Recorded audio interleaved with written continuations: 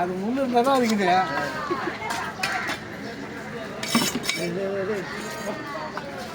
என்ன கட்சி கேளு ஊசிட்டு கட்சி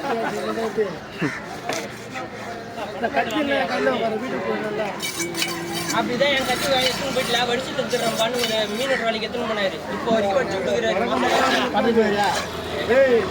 2 வாரம் கட்சி 3 வாரம் வச்சு வேலை செஞ்சுட்டு அவங்க கட்சியெல்லாம் வச்சுட்டு என் கட்சி வேற அந்த கட்சி வேற வேலை செய்யலாம், அந்த அளவுக்கு பக்கவா இருக்கும்.